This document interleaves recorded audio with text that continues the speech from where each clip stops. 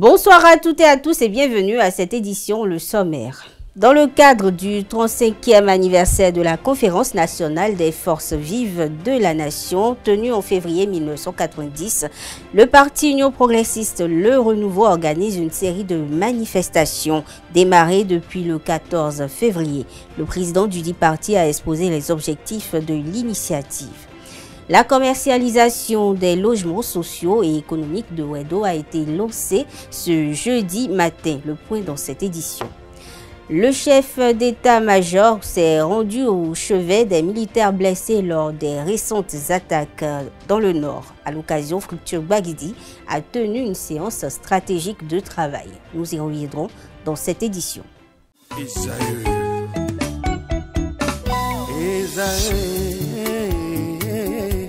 Vous recherchez une école de référence pour une double formation universitaire et professionnelle de qualité? Voici l'opportunité à ne pas rater. L'École supérieure d'administration, d'économie, de journalisme et des métiers de l'audiovisuel ESAE vous offre des programmes d'enseignement en licence et en master orientés vers l'emploi qui font d'elle une référence à travers les filières de l'administration générale et territoriale, l'administration du travail et de la sécurité sociale, droit, diplomatie et relations internationales, administration hospitalière, universitaire et intendance, journalisme et métiers de l'audiovisuel et toutes les filières des sciences de gestion. Une seule adresse, www.esae.bj.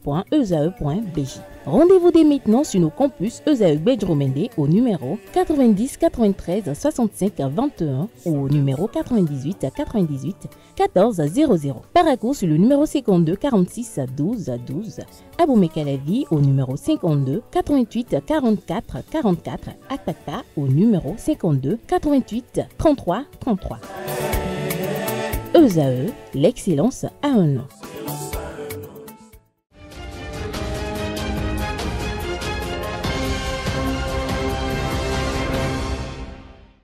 Bienvenue à nouveau. Depuis le mercredi 19 février, le peuple béninois se remémore la conférence des forces vives de la nation de 1990, un 35e anniversaire que célèbre le parti l'Union progressiste Le Renouveau à travers plusieurs manifestations, dont des séances de prière dans toutes les confessions religieuses et un colloque scientifique. Le professeur Joseph Fifame Diogwenou, président de l'UP Le Renouveau, a saisi la tribune du culte protestant à Yenawa, organisée dimanche dernier pour exposer les objectifs d'une telle initiative.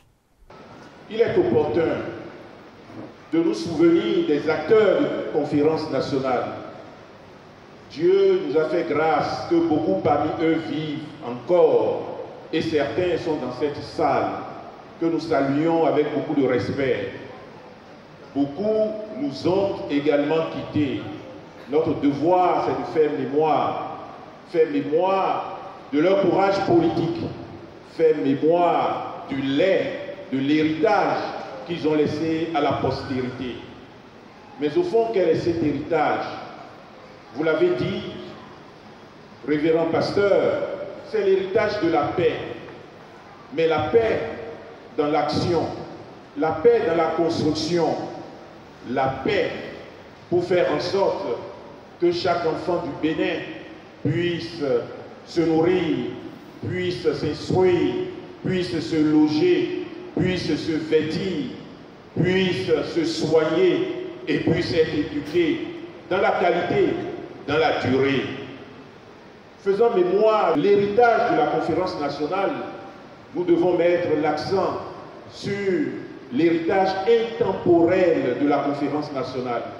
Et c'est justement la paix qui est l'héritage intemporel de la conférence nationale. Cet héritage que nul ne saurait remettre en cause. Cet héritage que nul ne saurait piétiner. Cet héritage que nous sommes tous appelés à enrichir. Mais en quoi faisant? En agissant dans la cohésion nationale, en agissant pour l'unité nationale, en agissant pour la dévolution pacifique du pouvoir d'État, en agissant pour la construction de notre nation, en faisant en sorte que des actions courageuses qui ont toujours leur fondement politique soient menées, soient développées pour que chacun puisse trouver espace dans notre pays. Et c'est cela la raison d'être de l'Union progressiste Le Renouveau. Et c'est ce que fait le président de la République depuis 2016. Agir pour la paix, mais par l'action. Agir pour la paix, mais avec courage. Agir pour la paix avec solidarité. Agir pour la paix avec bienveillance. Pendant que nous nous apprêtons à entrer dans ce véritable temps de paix et de ce temple de la paix, je voudrais, avec beaucoup de respect, associer à nos prières celles et ceux qui sont à nos frontières et qui défendent le Bénin, nos soldats. Je voudrais associer à cette prière d'autres soldats, nos infirmiers, nos médecins, nos enseignants, nos ouvriers, ceux qui quotidiennement avec la main travaillent pour nous, pour que nous puissions avoir le minimum pour vivre. C'est ce que les anciens nous ont transmis. C'est l'héritage qu'ils nous ont donné d'avoir. Et cet héritage est d'abord un héritage politique. C'est surtout de l'action politique et de l'action courageuse.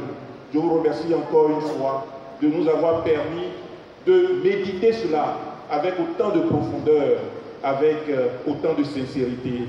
Je vous remercie encore. Toujours en ce qui concerne la célébration du 35e anniversaire des forces vives, de la conférence des forces vives de la nation, quelques citoyens de Cotonou ont parlé des leçons à tirer de la démocratie. Ils sont au micro de Conté Amoussou, Nasserine Fatoumbi. C'est surtout quand le général est revenu. Quand il est revenu en 1996, qu'on a eu maintenant le vrai goût de la démocratie. Soglo se battait pour redresser les imperfections, pour redresser le pays avec les Bretton Woods, avec les institutions financières. C'est que lui, il a fait ce travail de préalable. Et quand le général est revenu maintenant, il s'est engagé et il s'est comporté comme un vrai démocrate. C'était la libre expression. Les mouvements étaient libres. Les grèves étaient libres. On ne faisait pas de grève pour faire de grève. Non. C'était des revendications significatives.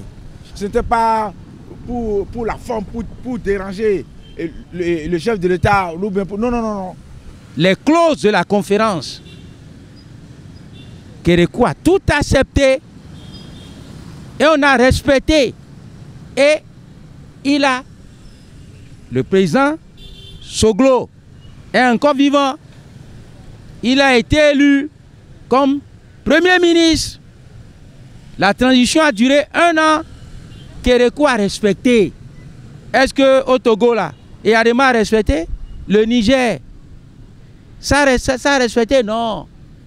Mais voilà, Kérékou, c'est un bon démocrate. Et les principes sacro-saints à l'époque étaient respectés. Kérékou est revenu. Il a fait 10 ans. Au niveau de la presse, on était 2e en Afrique. Vous voyez, non? Donc, 2e quinquennat du général, les élections se sont passées.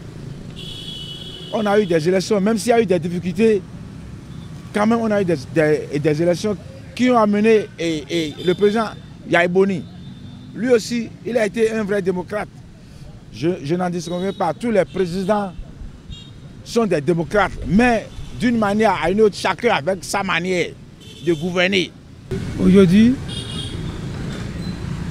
il faut d'abord aimer son pays. Il faut œuvrer pour le développement de son pays. Est-ce que vous voyez? Et il faut créer, il faut militer dans un parti, lutter et conquérir le pouvoir de façon démocratique. Ce pays-là a besoin de l'unité. Ce pays-là a besoin de la paix pour que le développement soit ce qu'il doit être. Et j'invite à nouveau la classe politique tout entière aujourd'hui à lire un peu la conférence nationale et non faire comme la conférence nationale. Parce que les choses ne sont plus les mêmes aujourd'hui, je suis d'accord. On ne dit pas telle personne est bonne et l'autre est mauvaise. Non, non, non, non. Il faut qu'on s'assoie pour parler. Et c'est de là qu'on va encore conjurer ces crises-là au passé. Sans ça, on ne peut rien faire.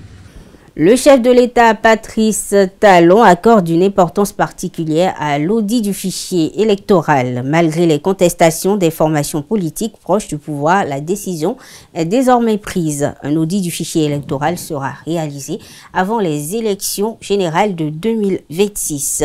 L'opposition, quant à elle, réclame plus de 150 millions pour mener à bien cette opération. Au micro de Romaric Djessougoubenou, quelques citoyens partagent leurs avis sur cette initiative. Tous ceux qui ont travaillé sur l'ANIP et tout ont été payés à divers niveaux. Et donc, j'estime que l'opposition peut vouloir déléguer des gens et elle souhaiterait que ces gens-là aussi soient rémunérés. Mais là où je ne serai pas tout à fait d'accord avec l'opposition, c'est que j'estime que ce n'est pas l'opposition de fixer les taux. Si l'État a vraiment souhaité le faire et que le chef d'État avait dit qu'ils allaient y mettre les moyens, ça veut dire que le gouvernement sait que ceux qui vont travailler sur ce projet vraiment seront rémunérés.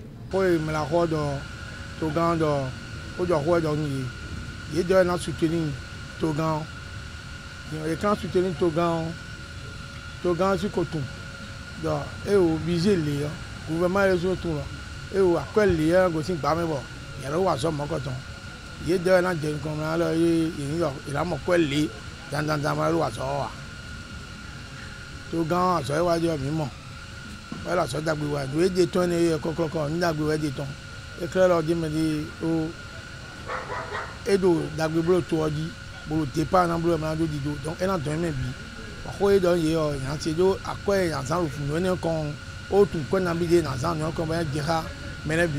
C'est ce que souhaitent tous les acteurs politiques, que le fichier soit audité pour rassurer tout le monde, pour rassurer et la mouvance et l'opposition.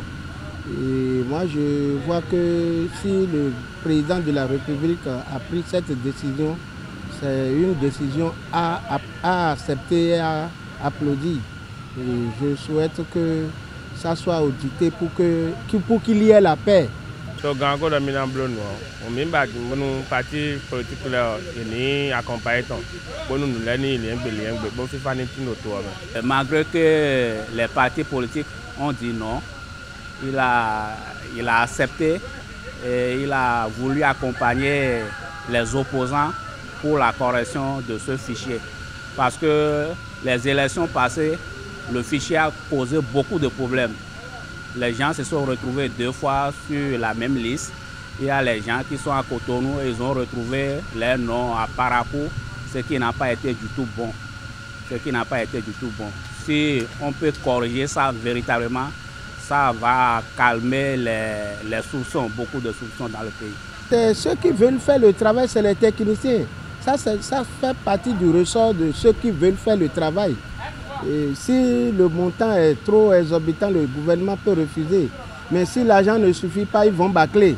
Donc c'est les acteurs qui veulent faire l'audit qui vont dire combien il leur faut pour faire l'audit du fichier électoral. J'estime que ce n'est pas à l'opposition de fixer les taux, mais d'attendre que tout soit fait, toutes les dispositions soient prises au niveau du gouvernement. Parce que même quand les gens participent à des commissions et tout, nous savons qu'il y a des défraiements qui sont payés aux gens. Donc forcément, ils auront droit à ça. Je crois que c'est mettre un peu les charrues avant les bœufs que de fixer le montant. Et est-ce quoi le budget qui est prévu? Ils n'ont pas idée du budget, mais ils ont déjà avancé leur montant. Je crois qu'ils ont raison de vouloir que les leurs soient payés, mais il ne leur revient pas de fixer des montants. Il leur revient seulement de respecter ce qui est fait, de s'acclimater aux dispositions prises par l'État pour que ce soit bien fait. C'est une promesse, je crois que ça va être bien fait si c'est pour le bien de notre pays. Au moins, à partir de là, nous pouvons suggérer qu'ils cherchent des voies et les moyens pour sortir par la grande porte. Donc,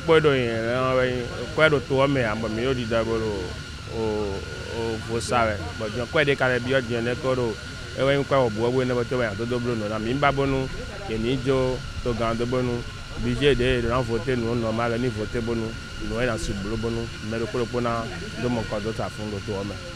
Si il y a problème dans le pays et que c'est à cause de l'audit, 159 millions ne peut pas régler. Donc 159 millions n'est pas encore un montant exorbitant pour qu'on puisse dire que c'est trop ou bien ce n'est pas trop. L'essentiel est que le travail soit fait et bien fait. Le ministre du Cadre de vie, des Transports chargé du développement durable, José Didier Tonato, en compagnie du maire de la ville d'Abomey-Calavi, Angelo Arondino, a procédé au lancement de la commercialisation de 20 000 logements socio-économiques de Ouedo. C'était dans la matinée de ce jeudi 20 février 2025 à la Cité Nouvelle de Ouedo. Reportage signé Quentin Amoussou, Francis Fahmi. 11 000 logements sociaux et économiques sont désormais disponibles sur le marché sur les 20 000 prévus. Aujourd'hui, les autorités à divers niveaux ont foulé le sol de la nouvelle cité de Ouedo pour la cérémonie de lancement. Un projet qui fait partie d'un plus vaste plan du gouvernement de la rupture. C'est Ouedo qui accueille la première cité que nous appelons Éco-Cité, la première ville durable du Bénin. Nous voulons en faire un exemple. Elle nous a accueillis à bras ouverts. Nous saurons en être reconnaissants. Reconnaissants de cet accueil qui nous caractérise sur tout le Bénin, mais faire en sorte que, à partir de Ouedo, des dizaines, des centaines de villes durables éclore sur tout le territoire de notre pays. Bénéficiant d'infrastructures éducatives et de transport, le programme 20 000 logements sociaux et économiques vise à offrir le confort uniquement aux Béninois, résidents ou non, et présente toutes les commodités d'usage. Ce projet apporte également un coup de pouce à l'économie de la commune d'Abomey-Calavi à travers le développement d'infrastructures, mais également l'emploi. Il incarne un engagement ferme envers le droit au logement, inscrit dans nos politiques publiques comme une priorité nationale. En offrant des infrastructures modernes, des logements accessibles et des espaces favorisant le bien-être collectif, cette initiative répond aux aspirations légitimes de nombreuses familles béninoises. Ouedo se transforme en un pôle d'excellence, offrant non seulement des infrastructures modernes, mais aussi une opportunité unique d'améliorer la qualité de vie de nos concitoyens. L'éco-cité située à Ouedo, dans la commune d'Abomey-Calavi, s'étend sur une superficie de 235 hectares, un projet démarré depuis 2017. L'État demande simplement aux bénéficiaires de ne payer que le coût de la construction.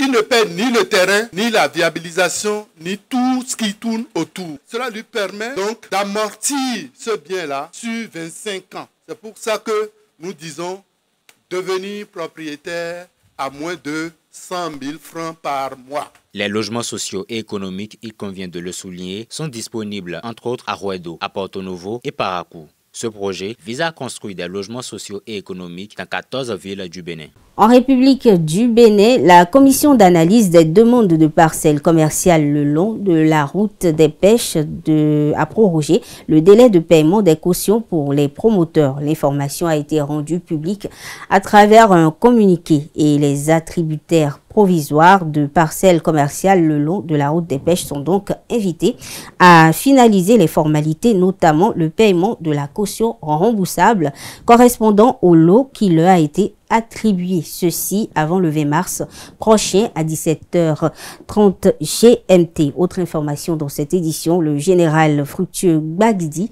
chef d'état-major de l'armée béninoise, était au chevet des blessés des militaires hospitalisés à l'hôpital d'instruction des armées de Parakou. Il est allé s'enquérir de l'état de santé de ces soldats blessés lors des récentes attaques terroristes dans le nord du Bénin. Et Gbagidi a adressé ses mots d'encouragement et de réconfort aux hommes armés blessés, dont certains sont évacués à l'extérieur pour être pris en charge. À l'état-major du théâtre de l'opération Mirador, le chef d'état-major des forces armées béninoises a rencontré le commandement. La visite s'est alors transformée en séance de travail stratégique. L'objectif était, entre autres, de renforcer la dynamique de l'opération et accentuer la pression sur les groupes terroristes. Actualité hors de nos frontières à présent, à l'occasion d'une cérémonie très symbolique des autorités françaises qui ont officiellement rétrocédé le camp militaire de Port-Boué aux autorités ivoiriennes ce jeudi 20 février. Le ministre français des Armées Sébastien Lecornu et son homologue ivoirien de la Défense Téné Birahima Ouattara étaient présents à cette cérémonie. Et la base accueillait jusqu'à présent le 43e bataillon français d'infanterie de marine Bima. Et il faut noter que ce transfert des lieux de l'armée ivoirienne est un processus initié en avril 2023 et a démarré il y a quelques semaines déjà dans le but de lui permettre d'adapter le camp de 230 hectares à ses besoins. Autre information hors de nos frontières, l'Assemblée a largement approuvé en France ce jeudi 20 février une proposition de loi écologique restreignant la fabrication et la vente des produits contenant des PFAS, ces polluants éternels massivement présents dans la vie courante dont l'impact sur la santé inquiète l'opinion et les pouvoirs publics. Le texte soutenu par la gauche et la coalition gouvernementale contre le RN a été approuvé dans les mêmes termes qu'au Sénat par 231 voix contre 51 et va entrer en vigueur. Son article phare prévoit d'interdire à partir du 1er janvier 2026 la fabrication, l'importation et la vente de tout produit cosmétique, produit de farte pour les skis et produits textiles d'habillement contenant des PFAS à l'exception de certains textiles industriels ou nécessaires à des utilisations essentielles. On parle de sport dans cette édition au terme de la rencontre du week-end dernier qui a vu Sobemap s'imposer à l'ASPAC 2-1. Les deux équipes affichent de grandes ambitions et une détermination renforcée pour les prochains matchs. Leur capitaine se confie au micro de Romaric Tchesougo. Bon, je suis vraiment ému d'avoir marqué les 2 buts qui ont permis à mon équipe de gagner. Et on va prendre en compte le résultat collectif parce que collectivement on a pu bien garder le ballon, on a pu gagner ce match. Bon, on ne va pas se cacher, on ne va pas se voiler la face. Et notre ambition c'est de finir premier de cette poule. Puis les moyens ils sont à bord. Nous savons qu'en prenant match par match, en prenant chaque match comme une finale, on peut arriver au bout de notre objectif. Nous avons tiré beaucoup de leçons parce que déjà dès la première partie, ce n'était pas trop ce qu'on voulait. Donc on a su accrocher. Bon, on s'est débattu comme on le peut, on l'a fait. Et puis c'est en deuxième partie que les choses se sont passées réellement avec les 2 pénalités que l'arbitre nous a sifflé. Donc on va retourner, continuer à travailler pour la suite. On va se mobiliser parce que ce n'est pas encore la fin. C'est un championnat de course. C'est le premier match de la phase retour. Donc on a perdu, c'est rien. On va continuer à travailler pour que la suite là soit bonne pour nous. Mesdames, Messieurs, nous sommes à la fin de cette édition. Merci de l'avoir suivi. Très bonne soirée à toutes et à tous.